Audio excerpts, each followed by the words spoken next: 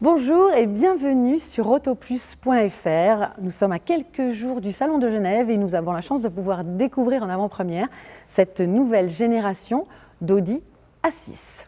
Côté gabarit, il n'y a pas beaucoup de différence, ça se joue en millimètres. Cette nouvelle génération mesure 4,94 m, mais c'est plus du point de vue du design qu'elle évolue. On peut le remarquer au premier coup d'œil. Bien évidemment, c'est la calandre qui est beaucoup plus travaillée, beaucoup plus étirée.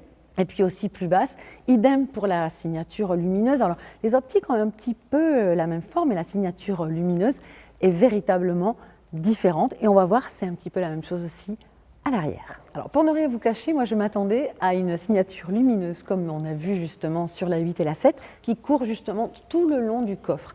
Là, il y a une différence, comme ça au moins on pourra les remarquer tout de suite.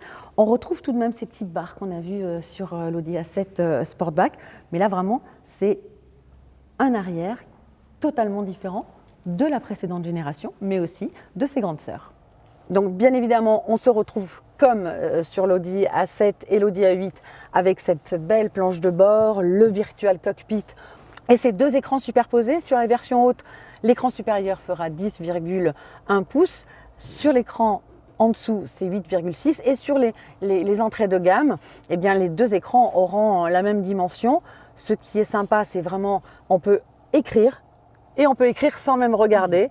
Si je décide de conduire et d'écrire, il reconnaîtra, même dans un gribouillis, il reconnaîtra la destination que j'ai choisie et qui là justement est Paris.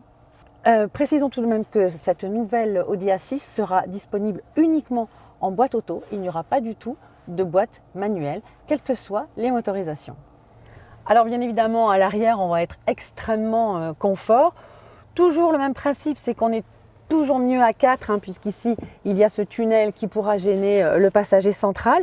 On a beaucoup de place quand même pour les jambes. En revanche, les pieds, si le siège à l'avant est baissé vraiment au maximum, les pieds auront du mal à s'insérer. Donc ça, c'est un petit peu dommage.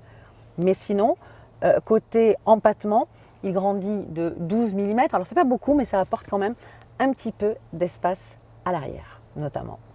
Cette nouvelle génération d'Audi A6 sera commercialisée en France cet été. Elle sera commercialisée en Allemagne dès le mois de juin, donc je suppose que ça suivra très rapidement. La version break, bien évidemment, la version avant, arrivera quelques mois plus tard.